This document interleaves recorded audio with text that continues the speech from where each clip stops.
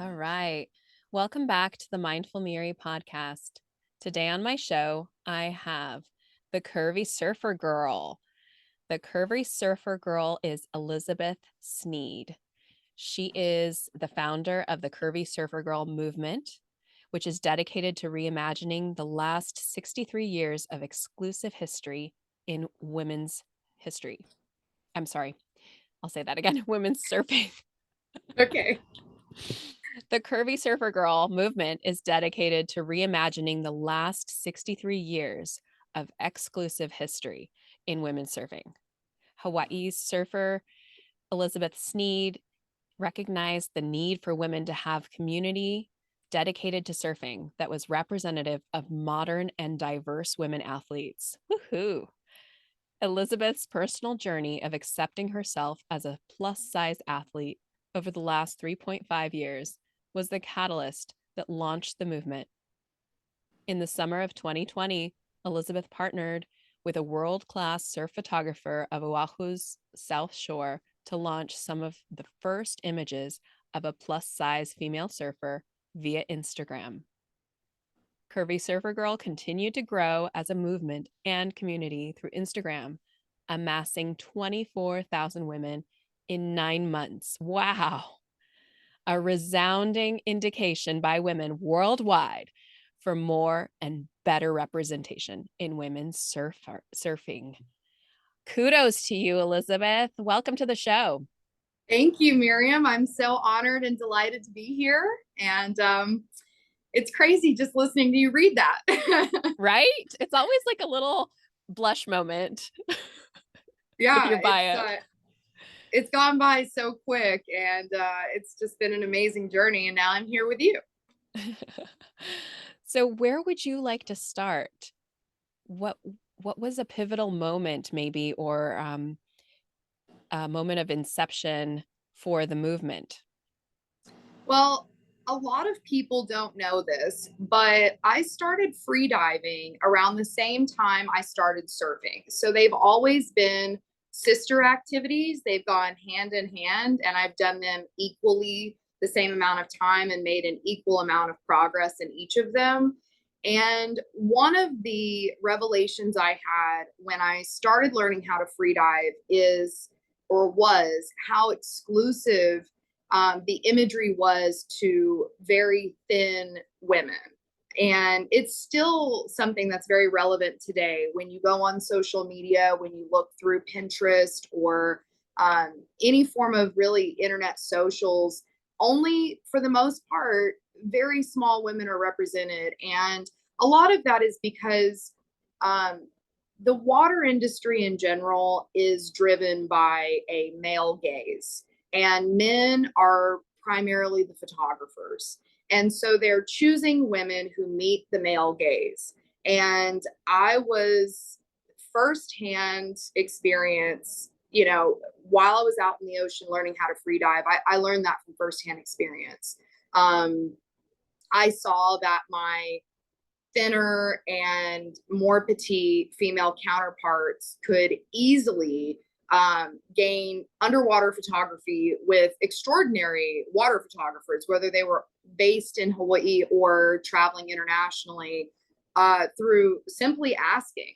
And they would get, these mind blowingly beautiful photos for free. And then they'd be plastered not only on the photographer and the model's social channels, but then on every other channel on social media that had an interest in women freedivers.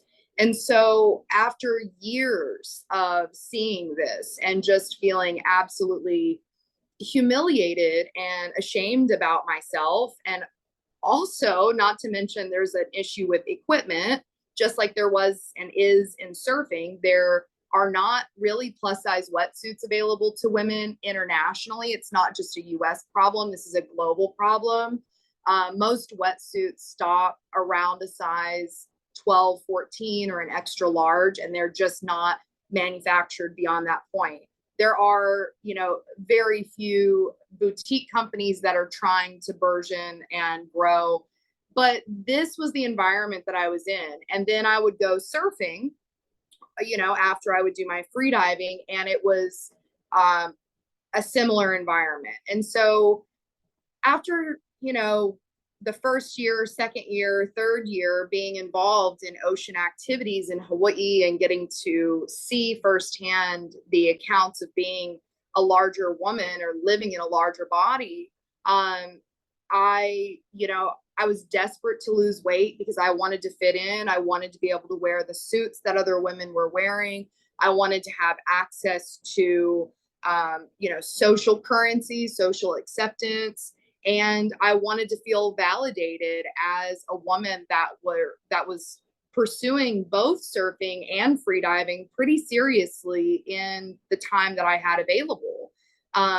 And regardless of whatever I had accomplished, the deepest I had dove was 87 feet.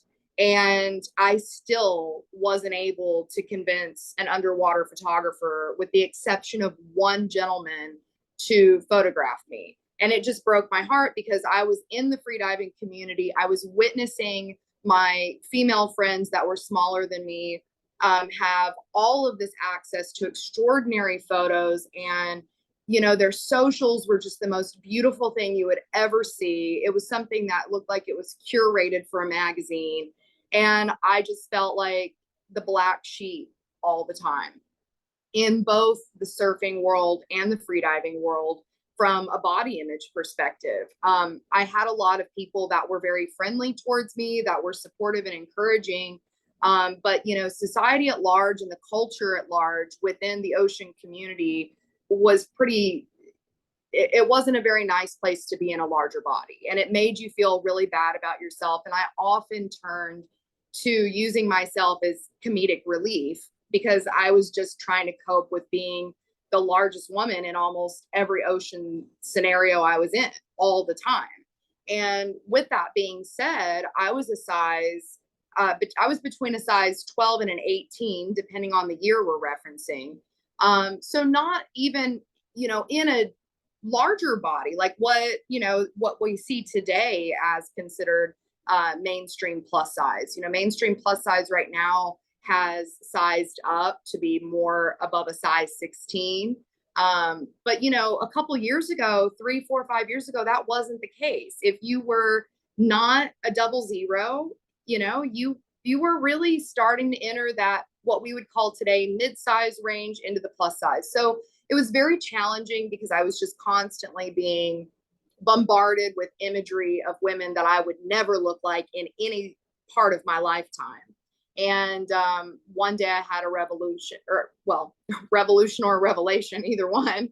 And I said, I see body positive movements really thriving all around me with women's lingerie and fashion swimwear and clothing, but I don't really see it in athletic spaces, and I didn't see it in ocean communities almost at all.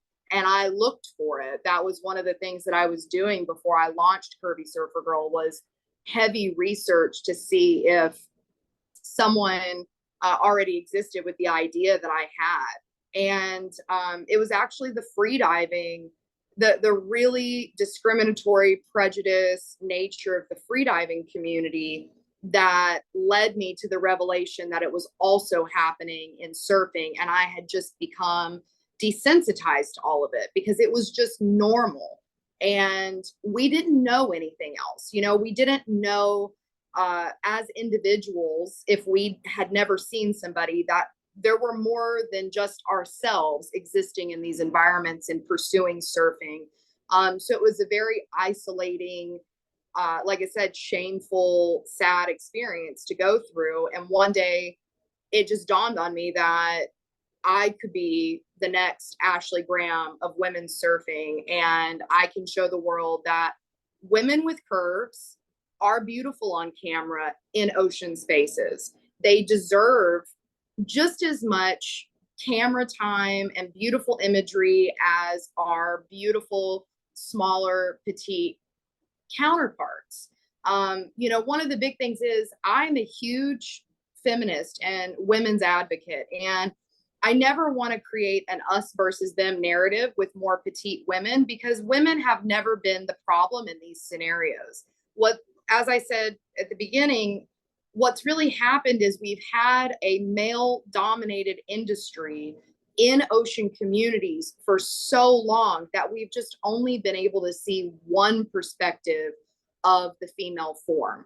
And it is beautiful. I love our smaller, more petite women. I think that they are graceful and ethereal and wonderful. I just also think that women of other body shapes and sizes deserve to have imagery that, you know, makes their imagination daydream of what's possible for them and inspire them to do things, and honestly to feel beautiful about themselves and to feel some self-acceptance in the communities that they want to be part of. And so that was the very beginning of why I started doing this, and it remains very close to my heart why I continue to do it today. And as I look back over the last 2.5 years of the Curvy Surfer Girl movement, I think we've accomplished some remarkable things. And I've pretty much self-funded 80% of everything you see on that channel and all of my channels. I had actually never seen women above 50 surfing ever.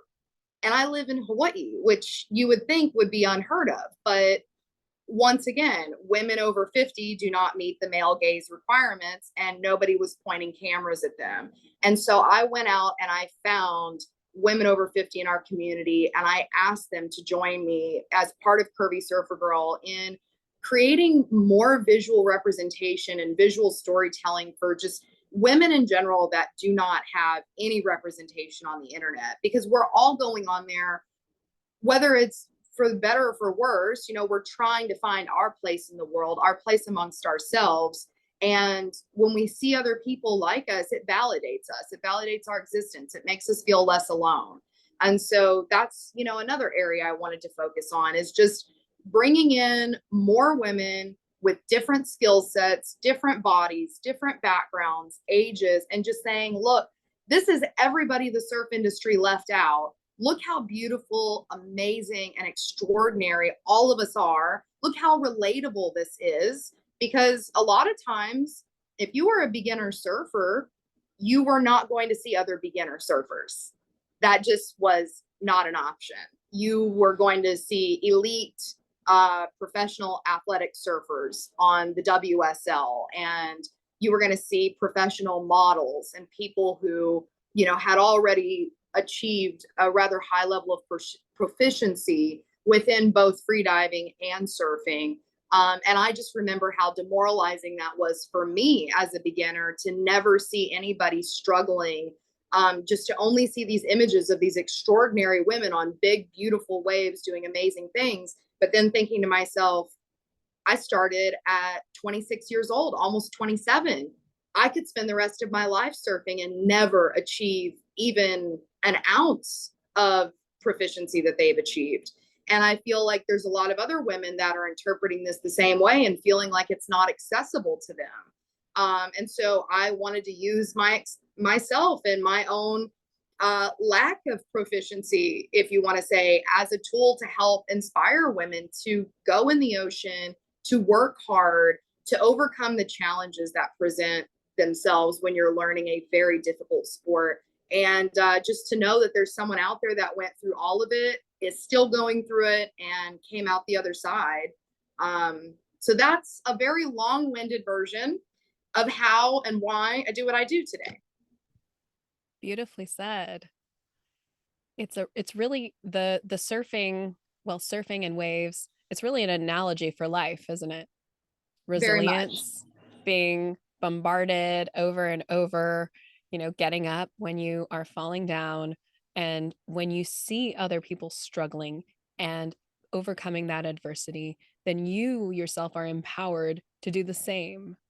But it is difficult to see only experts.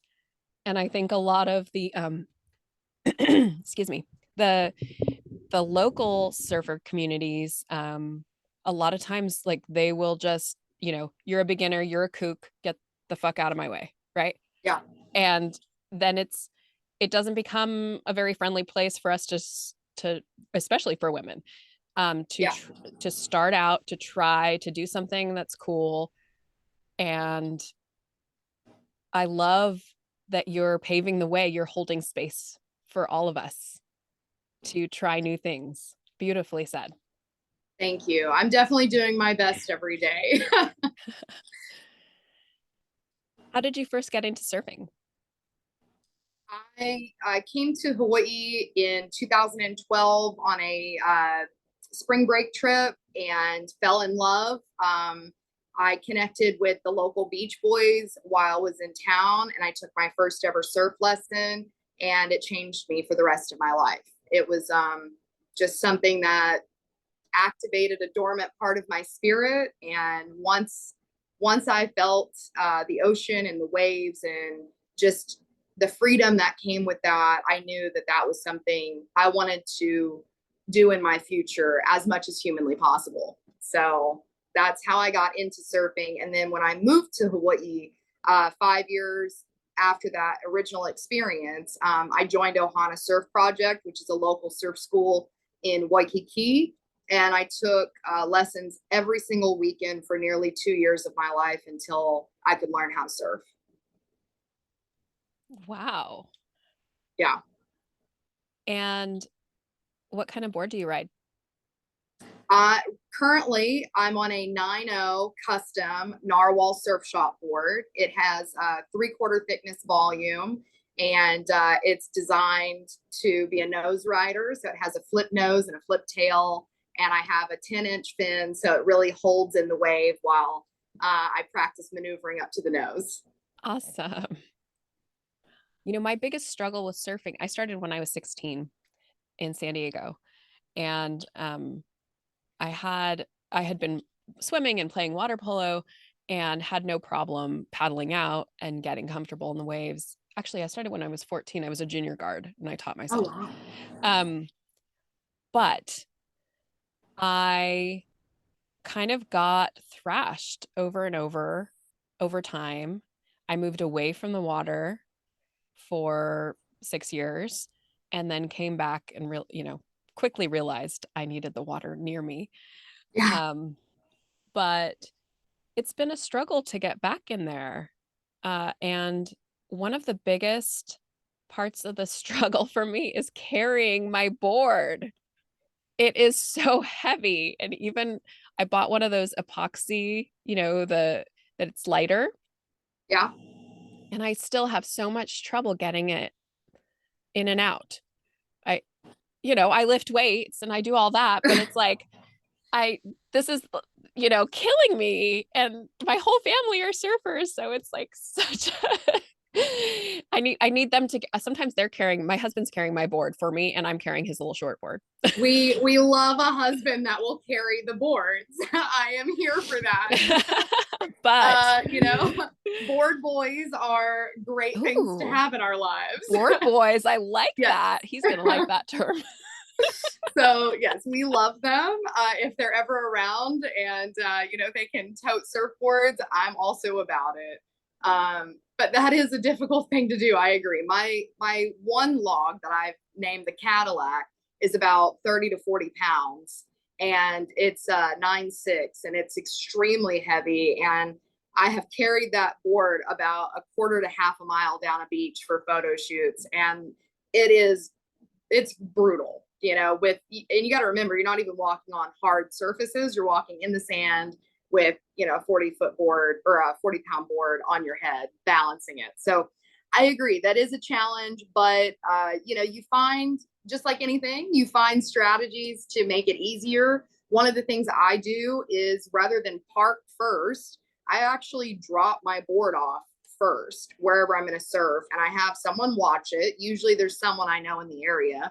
Even before I was Curvy Surfer Girl, there was always somebody I knew that I could just be like, hey, can you watch my board while I go park?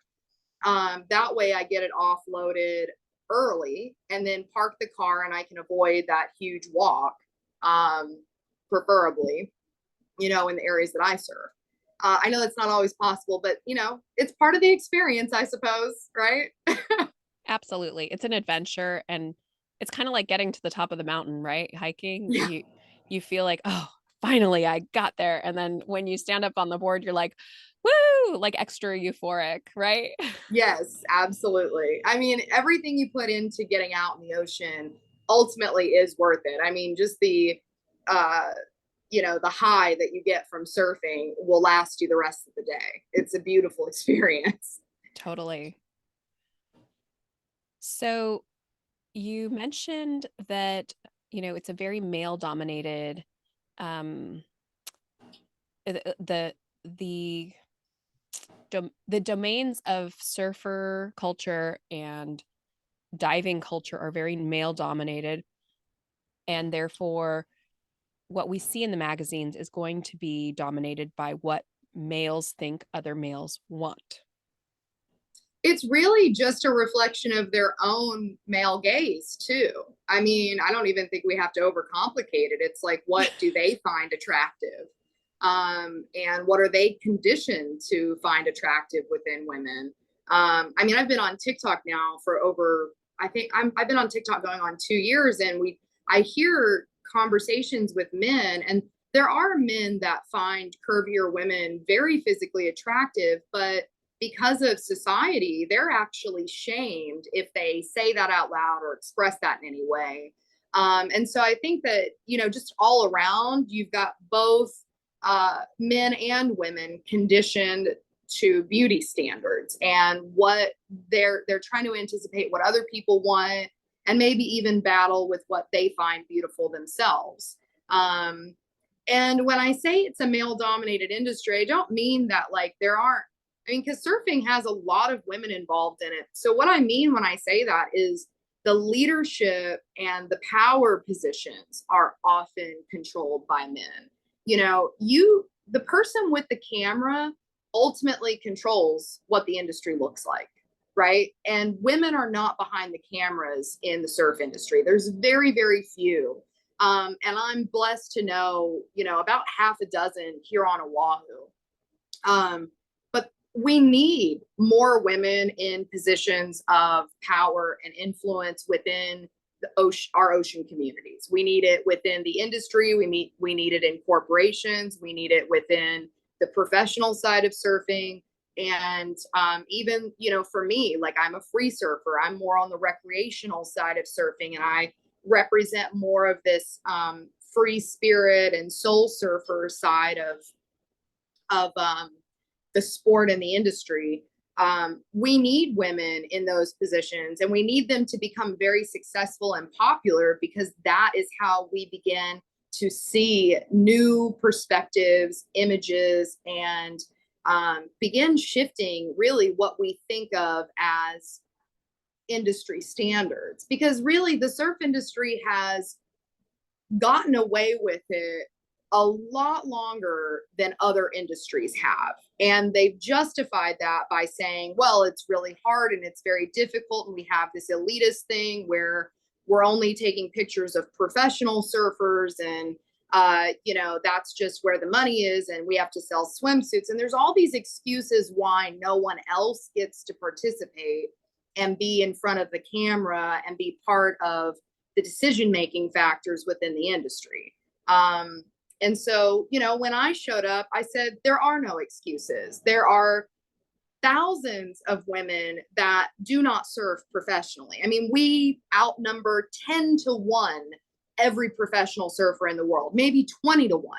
There are way more of us than there are professional surfers. That's 1% of the whole planet that surf on a professional level. And yet, there is very little to no representation of this demographic. There's very little to no equipment really built for this demographic. And these are the people who are going out on their weekends after work, on their lunch breaks, surfing because they love the ocean. And I just never understood how millions of people were overlooked in an entire industry.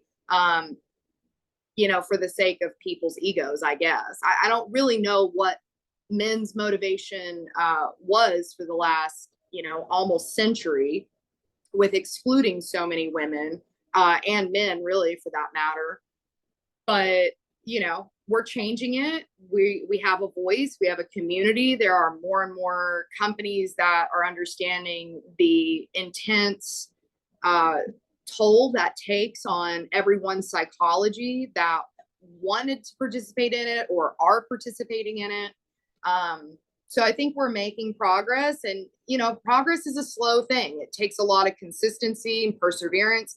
It doesn't matter if it's social progress or, as an individual learning how to surf. The key is you have to show up every day. You have to understand what your goals and your mission is, and you have to fight, to overcome all the challenges that show up with that.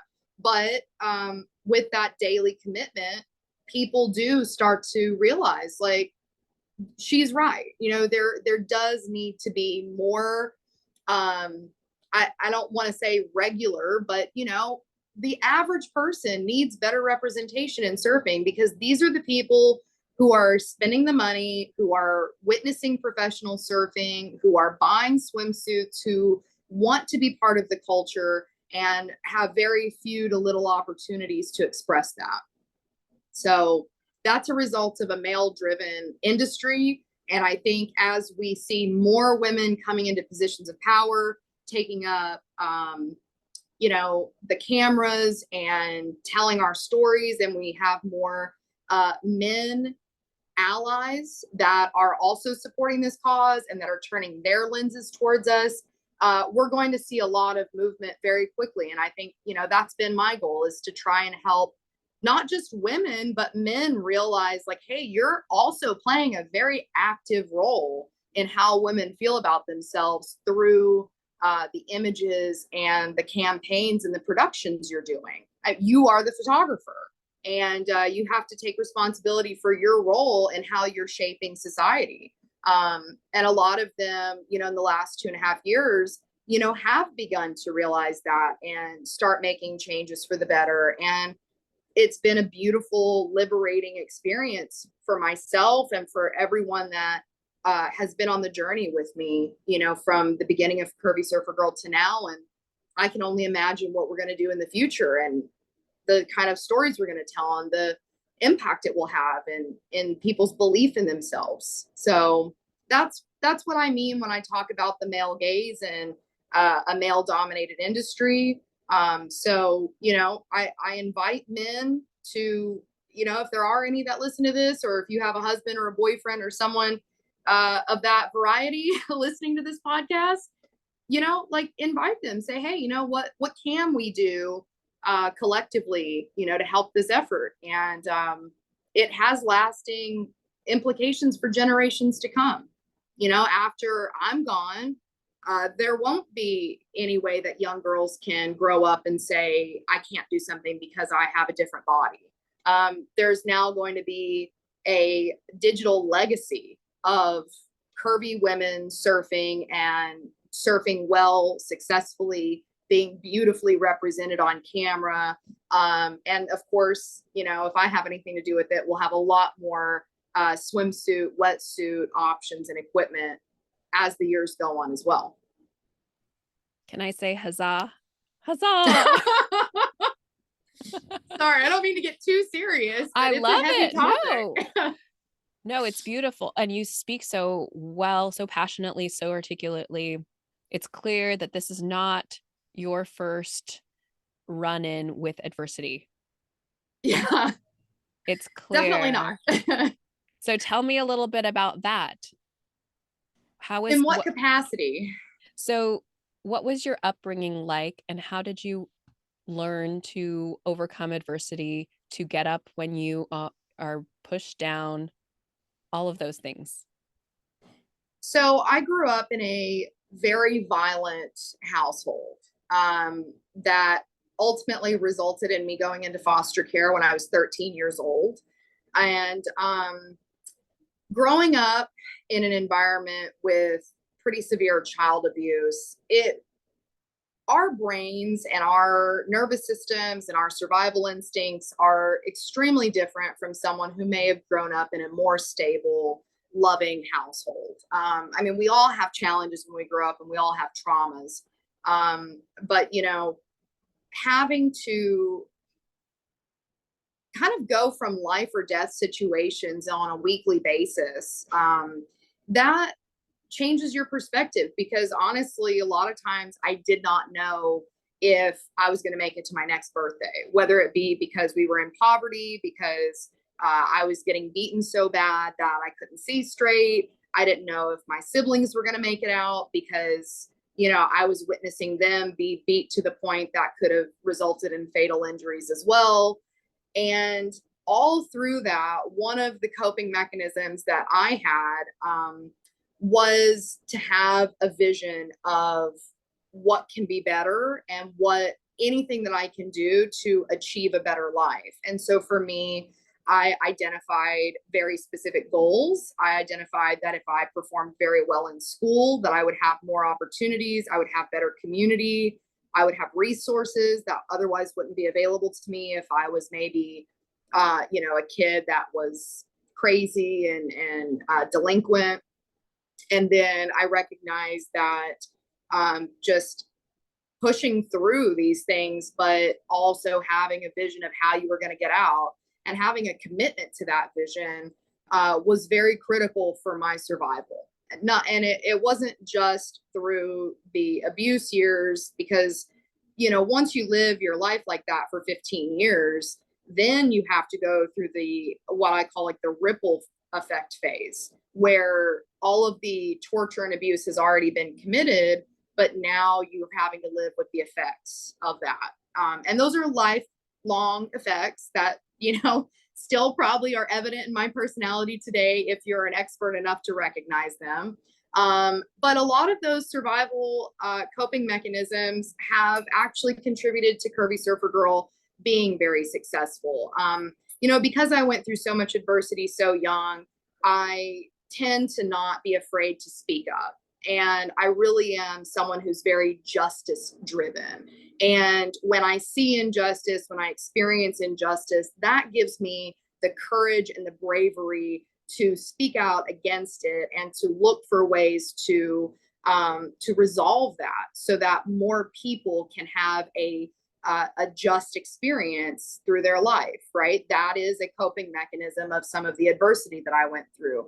I am also a very determined individual that has significant tenacity, which is also required when you're starting something from ground zero, with all of the challenges and hurdles that are going to present themselves. If you give up too easily, nothing in your life will work out. You have to learn how to overcome the challenges and the problems and the roadblocks and the failed relationships or whatever it may be, as you're growing into whom it is you're visualizing for yourself, or for, in the situation of Curvy Surfer Girl, for a global movement to start. And it just takes showing up every day in pain, in happiness, in joy, in vulnerability, and then using a lot of that trauma that I experienced and that adversity young to manipulate and mold that into something that everyone can benefit from, and we can all experience more joy and happiness in our lives. I think one of the most beautiful things that came of that tragic legacy of my childhood is that, I've made a vow to myself as an adult that since I didn't get to have a happy childhood and do a lot of, things that maybe traditional kids did, I get the rest of my life to experience it. And I get the rest of my life to experience the highest levels of joy that can possibly fit in this brain and body, and go on the most amazing adventures and meet the most loving, caring, compassionate, extraordinary people on the planet to make up for that. And I probably wouldn't be pursuing those ideas and those concepts if I didn't come from that background. I maybe, would have been a housewife or something at this point, which that's a beautiful thing. And we need housewives. But, for me, right, that maybe would have impacted a lot of people's lives if I had gone that route instead of the route that I'm on today. So I think we just have to be grateful, and we have to believe that there is, some kind of higher force out there, whether it be destiny, fate, a higher power, that's leading us towards our life unfolding in the most beautiful way, even if we don't understand it in the time of our hardships. So that's my that's my belief, and it's gotten me through my whole life. You know? There's huge power in belief and in hope. And kudos to you for taking something that was really shitty and terrible and making something beautiful of it. Thank That's you. that's amazing. I'm grateful that I was given the opportunity to do it. I think you I made the always, opportunity. well, it's a little bit of both, right? You need to have your lucky breaks and you need to have the willpower to do it. And thankfully, I got both. So, you know, someone's on my side. Yeah. If you could go back and tell your younger self some encouraging words or words of wisdom, what would you say? um, one of the things I would say is that it's the suffering is not worth ending your life over. And I know that that's a very heavy thing to say on a podcast, and people may not know me very well. But, when you experience significant amounts of trauma and torture for long periods of your life, sometimes you get to the conclusion that you feel the only way out is to end your life. And I started having those thoughts when I was quite young. I can remember as early as 9 or 10 years old. And then I tried to kill myself twice, once when I was 13 and once when I was 17. And I would tell my younger self that there is no way you can possibly imagine the most beautiful life you are going to have, and the people that are going to love you are going to love you so intensely that it's going to be healing, and you are going to find a career where you get to authentically express yourself every day, and people are going to celebrate you because of it. That is what I would say to a younger version of myself, to give them hope that there is something so remarkable that at this moment in your life, you can't even begin to picture how amazing it's going to turn out for you. And I would just give them a very big hug and say, I promise it's going to be okay. I by day I'm a school psychologist, and I encounter many children, especially fifth and sixth graders, who are in a similar, it sounds like, position as you were, either adverse childhood experiences in the home, very difficult home situation, and or contemplating suicide, either just thoughts or a plan or, attempts. And it is so reassuring and beautiful to me to hear how you came out of it. And it's it brings me hope in my time counseling kids and intervening at the crisis point, that there is hope and that they can imagine a beautiful future even if their current situation is very bleak. Yes, I mean, truly. Look, I will say this to you as a child psychologist, and anyone that may be listening to this that has influence with children in very dire situations, children that might be considering committing suicide, or teenagers for that matter. The biggest thing I think that you can do for a child in these situations is what I've personally called being an angel. And I have had, and I have goosebumps talking about it, I have had many, many angels that have come forward in my life. People that I can't even remember their name now that I'm gonna be 32 this year. I can't even remember all of the people's names that stepped foot uh, into a very dark, dark room to shine some light on me and to listen to me and to help me believe in myself and to mentor and guide me, and to really intervene in true crisis scenarios. Somebody eventually did have to come and remove me from my childhood home because my mother was going to physically, end me. And she said that, so there are so many people that stepped in to just, in these dark periods and places, being in foster care was not an easy journey by any stretch of the imagination. But there was always someone there with a giant heart that would listen and that would bring hope and inspiration and love to a very broken little girl that just wanted to experience peace. So I say that to you because you do leave a footprint on these people's souls that ultimately help them get to where they're going in their life, especially when they're so young and they need someone to step in and have courage to say that what's happening to you is not okay. It's not normal. And, having those feelings of wanting to escape through suicide is normal. It is something that if you're being tortured, you don't want to stay in that state. But, finding people like myself to give them, even as an example, to say, hey, look, Elizabeth went through a nearly identical situation to you, and this is who she is today. She lives in the most beautiful place in the world. Look how happy she is. Look at all the people that love her. And just showing children there's another way. There are other people. One of my favorite quotes, especially if you're a child going through adverse situations or you're an adult in those leadership roles, is you've not met everyone that's going to love you. You've not met everyone that's going to love you.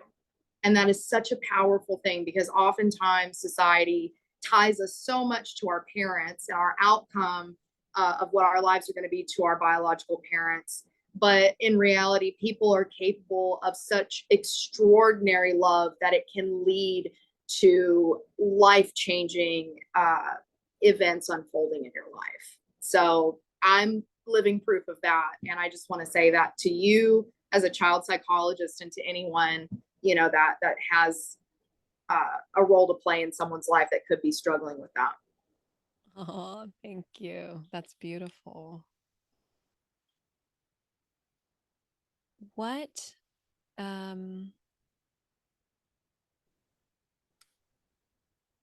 what do you have tell me about Curvy Surfer Girl in terms of, your vision, your service, your I know you're breaking ground, but what are your, what are you passionate about? What are you working on? What are your projects and what do you have cooking? Well, there's a lot of really awesome stuff happening. The first thing is I have a collaboration swimwear line coming out with Jolynn, and it will be historically the most size inclusive performance swimwear for women in history, to my knowledge. All right. Now, if somebody wants to fact check me and I missed something along the way, feel free. But we are going to be going up to a 4X in performance swimwear, which means this is swimwear that you can take surfing, kayaking, beach volleyball. You can do activities in this, and it's designed for that. And it just goes to show that women in larger bodies are also deserving and needing of athletic performance wear that they can go out and pursue their goals in. And it's that simple, and it's going to be beautiful and fashionable. So that is what I am most proud of, and the team of professionals that I've been working with for the last almost year now. And I will be hosting a surf retreat in Nicaragua from April 15th to the 23rd. There's going to be 20 spots open, and it's in this beautiful little, it kind of looks like a little island village, but Nicaragua is small, so it can have that effect, with some amazing women at the Still Salty Surf Retreat. We're going to be doing yoga, and we're going to have expeditions. We're going to go surfing. There's going to be photography to capture all of your happy moments. Um, and I'm hoping after next year, I will be going to Australia and Brazil to continue sharing the Curvy Surfer Girl message with these international communities. And I'm hoping, to also bring the Jolene collaboration to Australia and to all these beautiful places where women want to have these types of swimsuits and this community in their lives. So these are some of the things that I'm doing. Awesome. That's really exciting. I've It's all very exciting. I've always wanted to go to Nicaragua, and we have a local surf shop that has retreats out there, and I can never go during the times when he has surfing going on, but April 15th is my birthday, so I might make it a priority. Oh my gosh, I think Miriam, that's how kismet. special would that How be? that's kismet. I have to look at my spring break schedule for my school, but how Well, fun that spending would a week there be. with you would be amazing. I know. Oh, yoga, surfing, all my favorite things. Women, Yeah, it's just and cultivating friendship, sisterhood. you want to know something wild? It's got an all vegan menu prepared by a vegan chef.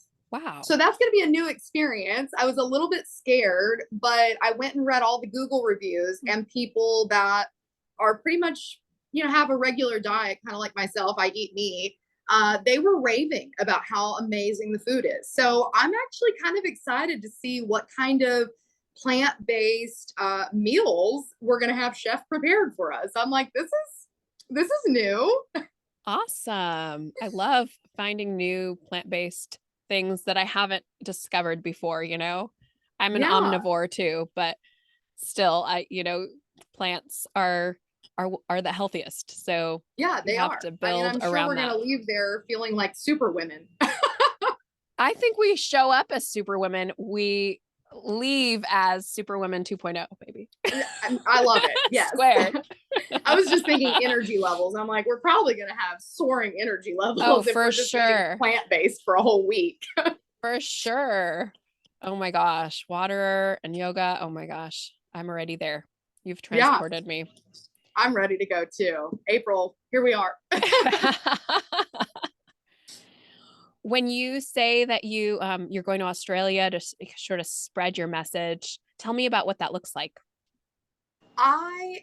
So I don't know if people know this or not, but I self-fund most of my trips to my international and even national locations. And so when I go to Australia, my number one goal is to meet up with as many women and community surf organizations as I can, and just continue to, inspire that women that are in different body types to be present in these ocean communities and to feel genuinely welcomed in those spaces and take maybe the first step to get involved in those places. And I think having my presence there, I mean, I'm very aware of how privileged I am now with a lot of the influence and somewhat celebrity that I have. I think it will attract women who maybe otherwise wouldn't take the first step out on the beach because of body insecurities or even maybe age insecurities, right? Like, oh, I'm too old to try surfing, or I don't look the right way to try surfing.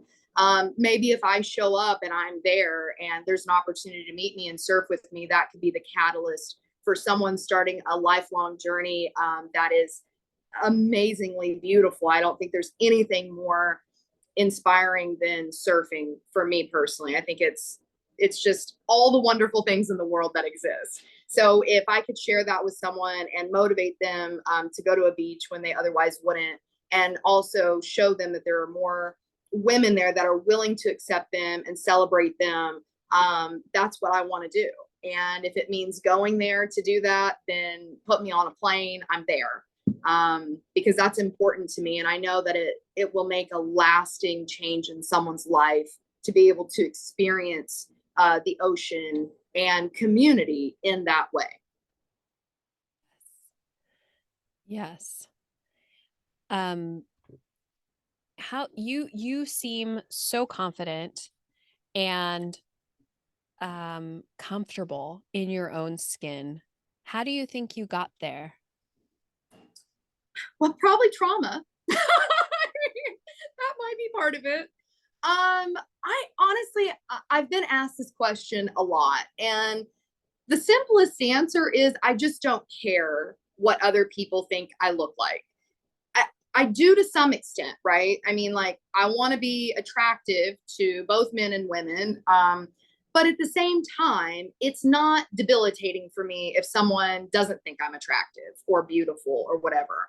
I'm more concerned about the higher philosophies and principles of life and life's experiences. And I am acutely aware that our body is a temporary vessel and it is our home to experience all of the abstract, indescribable things of life. I mean, I can describe what it's like to surf to you until the cows come home, but until you get on a board and you feel it for yourself, that is an abstract concept. Some people would even say it's a spiritual revelation or sensation, you know, to be doing and experiencing things like that within nature. That has always been my goal and my priority, is to understand myself and others and be a source of love and joy. So with those being priorities, my body's appearance is a lot less.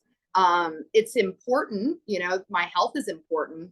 But what's more important is that people feel celebrated around me. They feel joy. They feel motivated. They feel, you know, like they can truly take on the world when they're around me, because that's what I want. I want other people to succeed.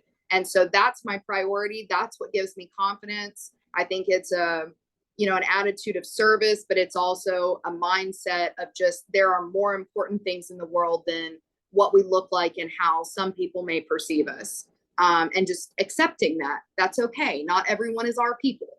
And that is a-okay. One of the things that I joke about when people say, you know, aren't you concerned that, you know, someone could see your rolls or your psoriasis or your stretch marks or whatever, you know, flaw I may have. I'm like, well, if they don't like it, they don't have to look. It's as simple as that. You just don't have to Seriously. look at me. I live in this body. This is where I am every day. You can just, you know, shift your eyes and problem solved. If you don't like the way I look, or you don't want to be around me, it's no problem. I am, you know, a unique person. Not everyone will relate with. So if that's you, then you just go over there, and I'll be over here. See ya. Jeez. Wow. You know It what I conti- mean, though? Like, so many people were so concerned about gaining the validation and approval of so many people. And I'm not exempt from that myself. But it's just way lower on the priority level than some other individuals and maybe even society may place it. So and beauty's like only skin deep. and like you said, you have bigger fish to fry. I do. Yeah, we've got major goals that we're going to be working towards. And there's a lot, you know, for me, I'm a very intellectual, driven person. And I'm, like I said, I'm a justice driven person.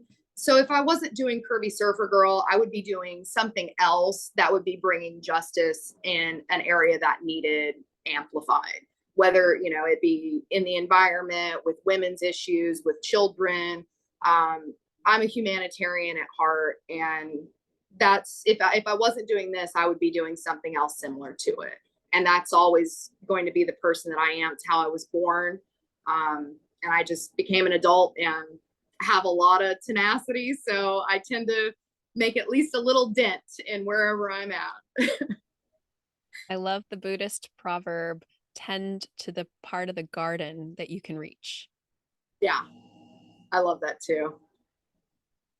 So you are paving the way for women who have been underrepresented in the ocean communities. You are paving the way, I believe, in other areas of social justice.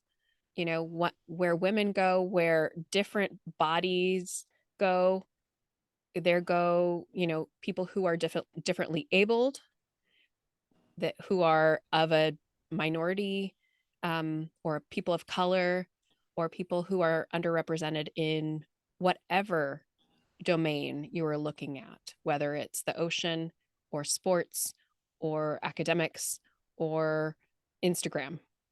Yeah. I think that when you are, we're not free until we're all free, right? We're not included until we're all included. And I think it's beautiful the way you're paving the way in this niche and expanding it. I can tell that you have a huge heart and that you're expanding it to, Like I said, I'm doing my very best. I'm a very passionate person, and like I said, this justice complex I have, whatever you want to call it, it is very strong, and and I do want to see as many women succeed as possible, in every way, shape, form we come in. And I'm a huge activist for helping people in their pursuit of whatever brings them joy as I possibly can be, whether it's taking personal funds and helping them get into a sport, an industry, a practice that they want. Several of the Curvy Surfer girls I've brought on and mentored have gone on to become models, and they make additional income for themselves and their families, and it brings them joy. These are the kind of legacies that I want to leave in my wake.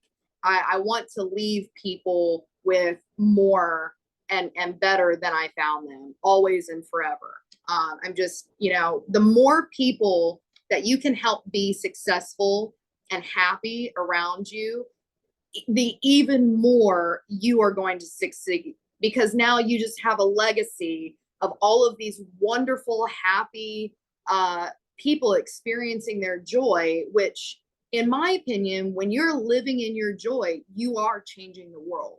There are so many people that are doing things they shouldn't be doing because someone convinced them that that's what it would mean to be successful. But if everyone in the world was pursuing what they loved and what brought them joy, the world would heal on a trajectory so quick, it would be unimaginable. And that's my goal, is to lead as many people to that space of joy so that we have more successful, happy humans living in their purpose, contributing towards making the world a better place. So any way I can do that, I'm absolutely pursuing it. amen. I love it. I love the enthusiasm. And I love that you said to leave people better than you found them. That's one of my trademark mantras, is Yeah.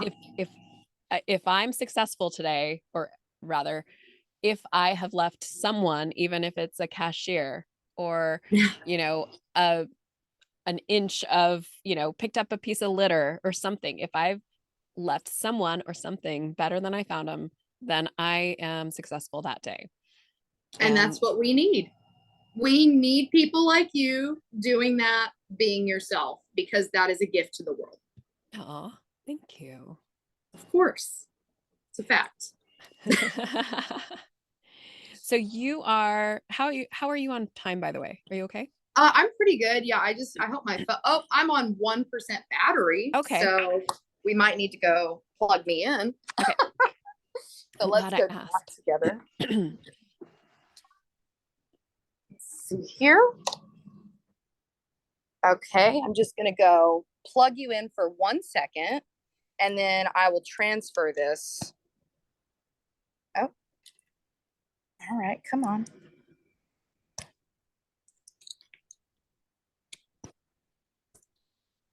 Okay, great. We're charging. So give me 1 second, and Sure. then I will migrate the charger. Sure. Hopefully I don't lose you. If I lose you, it'll take like 5 minutes to get you back I online. know. Hey, hold on. Okay. I'm going as fast as I can here. Oh, we're in. And it's charging. Yay! We did it. Success. Technology. Yay. Okay. I'm just going to have to hold you now. Okay. We'll keep Okay, it like 5-10 minutes. Like, sure. okay. Um, do you have a day job besides I this? am Curvy Surfer Girl full time. Oh my Isn't that amazing? gosh. Wow. How did you Isn't do that that? amazing? How did you do Uh, that?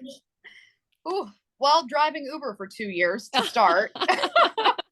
I put my put my dues in, but really what happened was I the movement became very successful both nationally and internationally, and I was being approached by larger and larger corporations to do campaigns and creative direction work, as well as consultation.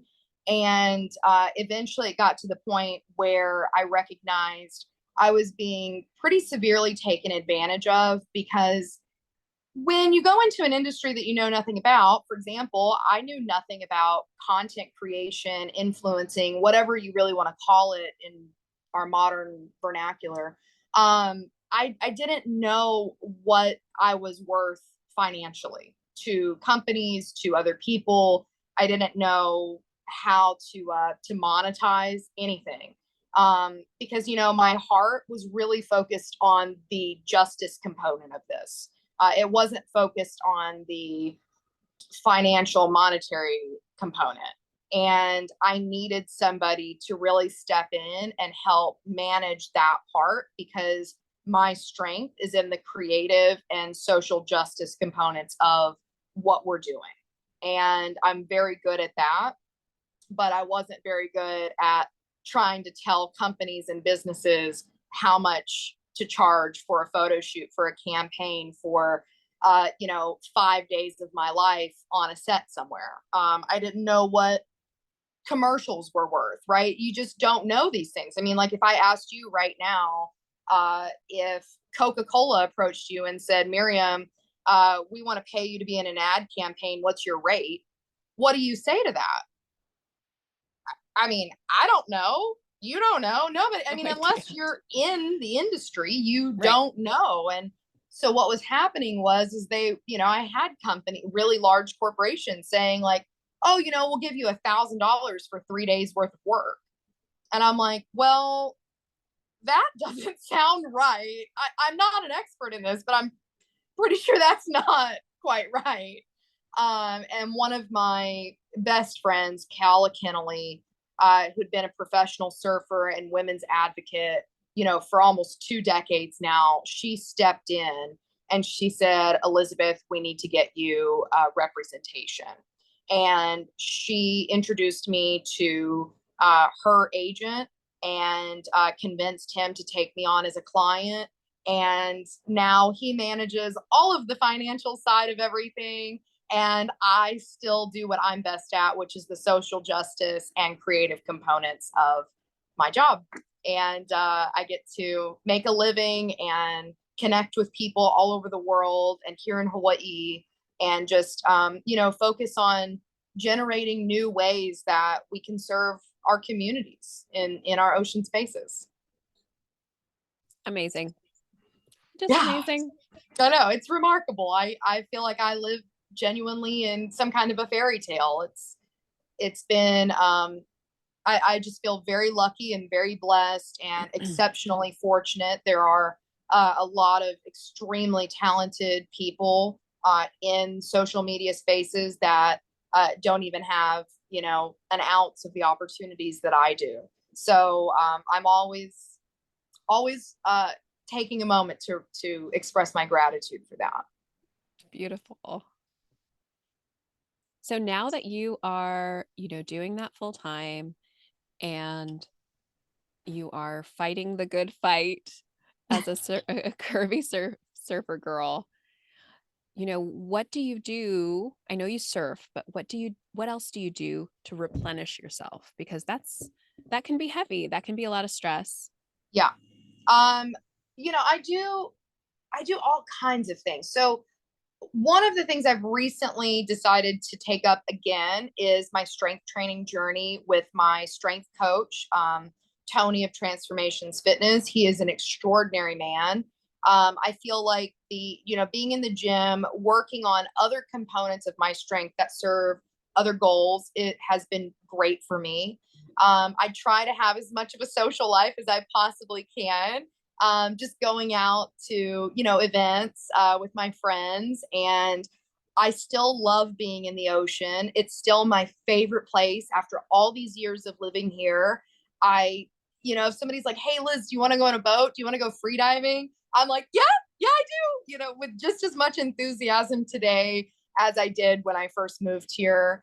I also really love Hawaiian culture. And any opportunity I get to go to hula performances or Bishop Museum or art exhibitions, or craft fairs, because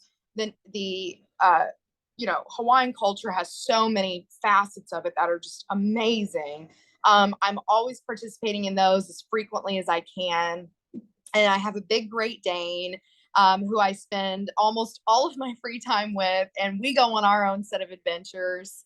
So there's just numerous things that I do within, a given week, and it's all different. And I love that component about my life. It's just very unexpected. So, I hope that answers it. I don't know if it's the right answer or not, but that's usually what I do. I talk to my best friend every day, which is a great stress reliever. Yes. Oh, that's fabulous. Where does she live? She is on the west side of the island, close to Hawaiian. And I'll even drive over there if I need to during the week just to get some best friend time. And right now, we're about to get scuba diving certified together. So we're going through our entire curriculum together, and we're going to make some amazing social media content about becoming scuba divers. She just became a free diver.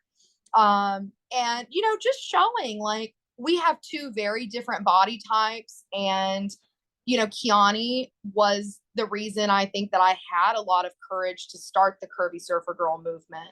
Kiani was actually the person that educated me about what body positivity and body acceptance was, and provided me a lot of mentorship to get to the state of mind that I am today.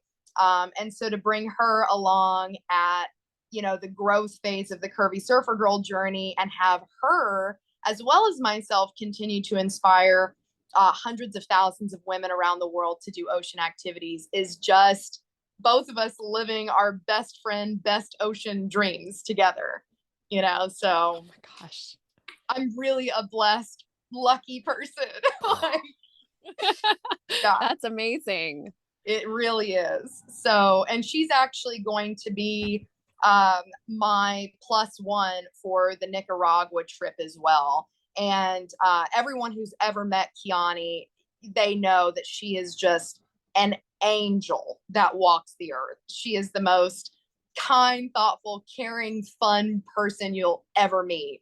So I just feel like we're just so lucky to have her in every capacity. And as part of the Curvy Surfer Girl movement too, because, I think it's wonderful. She has such a drastically different body type from me, that she can really reach an audience of even curvier women that really may say, well, Elizabeth's on the smaller side of the plus size spectrum, so maybe that still doesn't apply to me. And then, bringing women like Kiani into the community and other Curvy Surfer girls I've recruited really hit my message home that no, it's not just the smaller end of the plus size spectrum. It's the whole end of the plus size spectrum that can really, truly do these activities, be successful at them, and have the time of your life while you're doing it.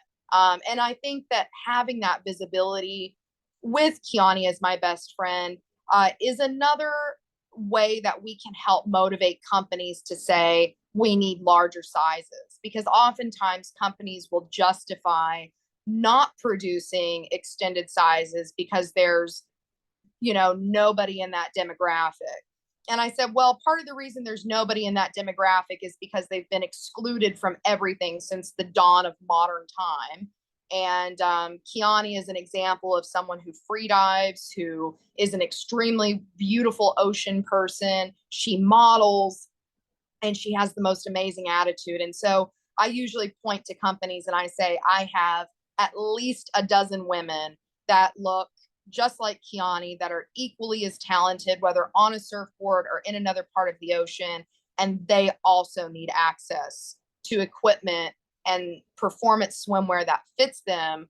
And so she helps drive home my message to our larger audience, broadly speaking, every day, whether she's silently behind the scenes or in front of the camera with me. And it makes a big difference.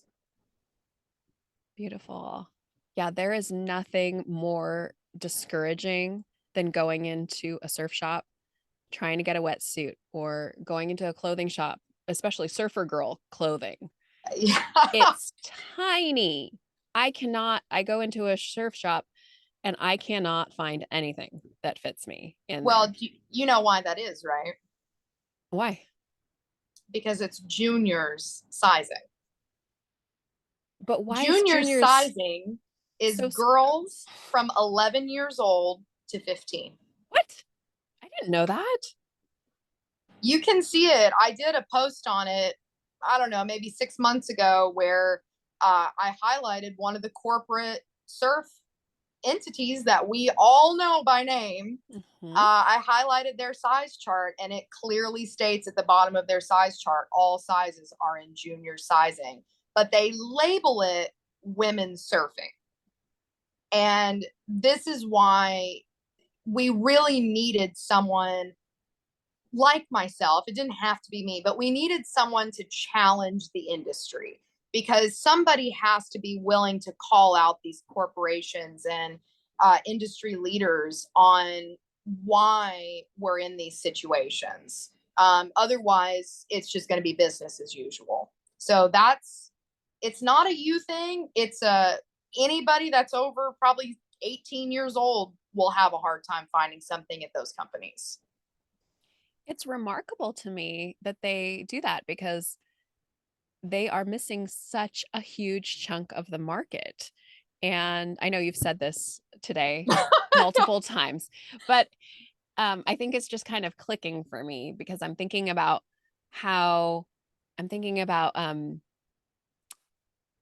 like how they started targeting men for like spa, skincare, and all this. They realized, oh, there's this whole other half of the population that we're not catering to. So let's make them feel insecure and give them, skincare stuff that's packaged in a male brand, right? And you walk into a surf shop and I have to walk out.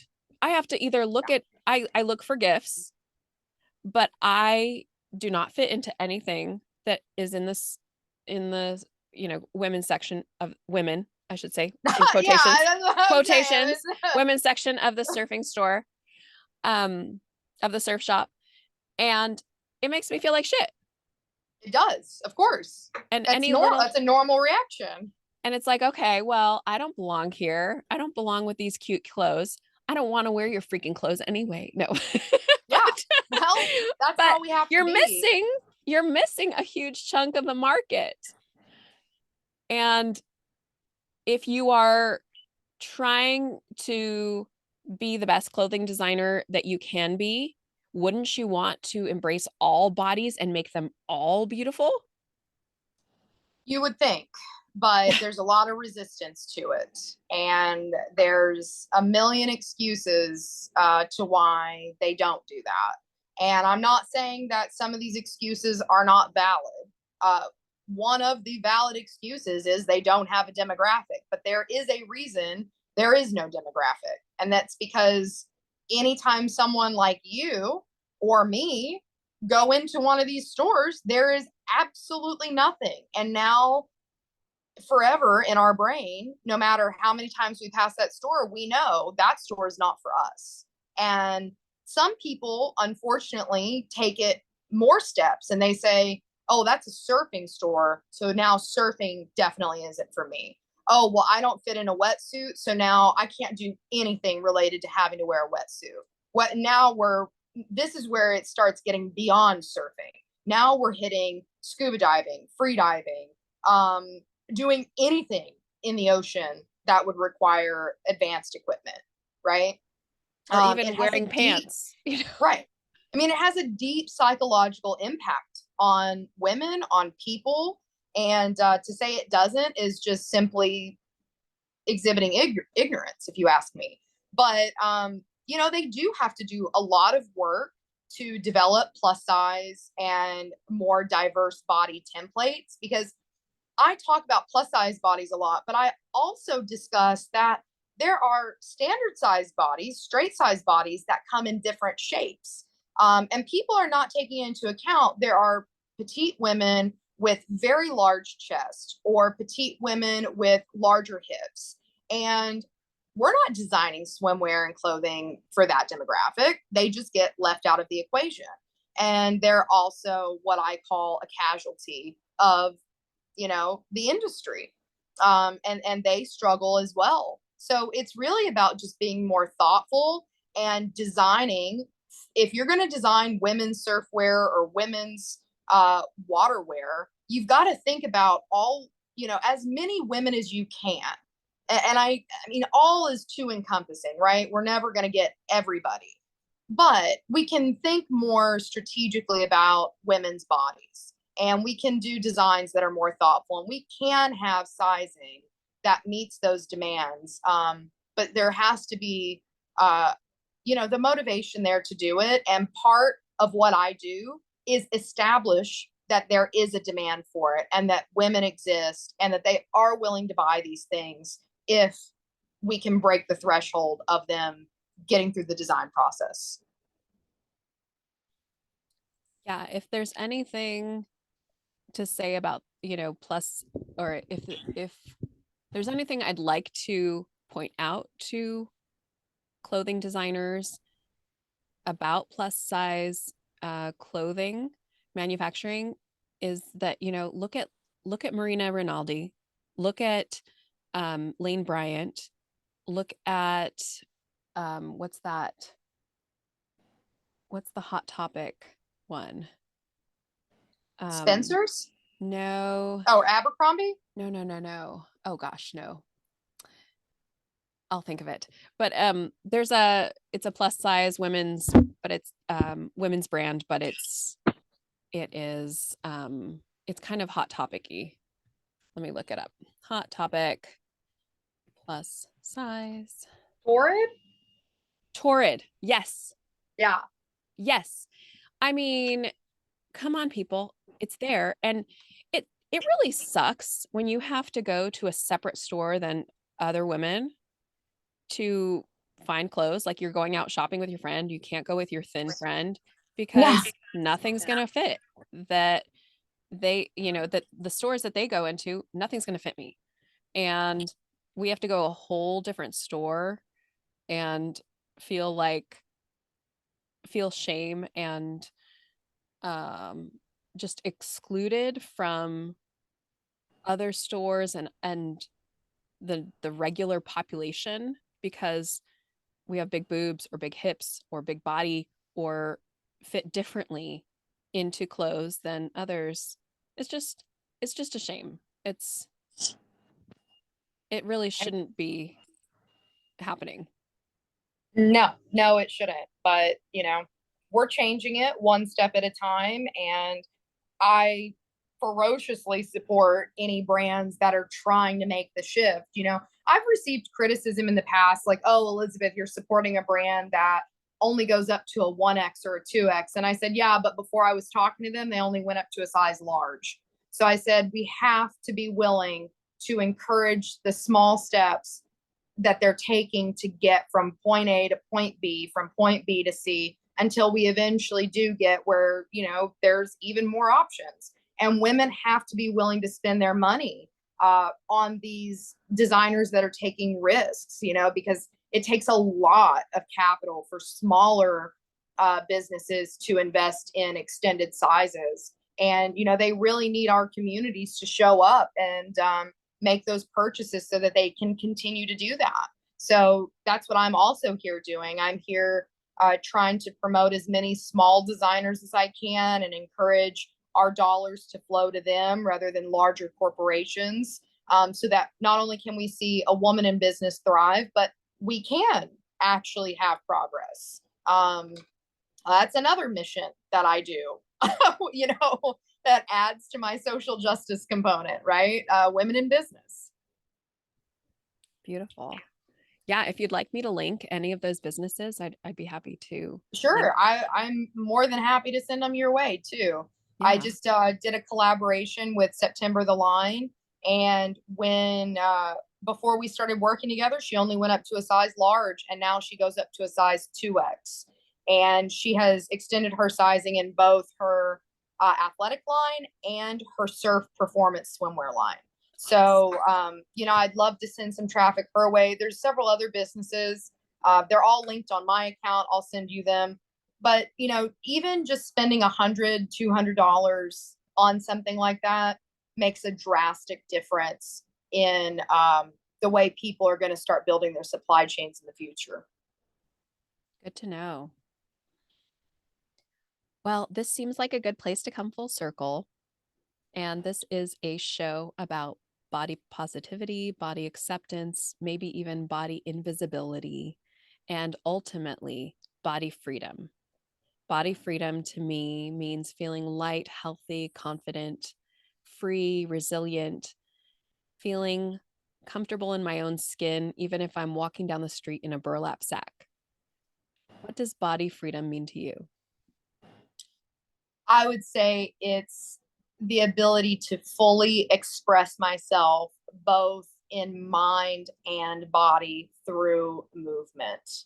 That is body freedom to me. And surfing is my vessel for that, right? That is how I experience true freedom. It feels like an out of body experience to me. But it's also having no inhibitions, just being the woman that I am in this present moment and honoring her by living in the present moment with joy and abandon for my appearance and just being in myself, getting to experience life. Beautifully said. Elizabeth, Liz, it's been a pleasure. Thank you so much. Where can we find out more about you?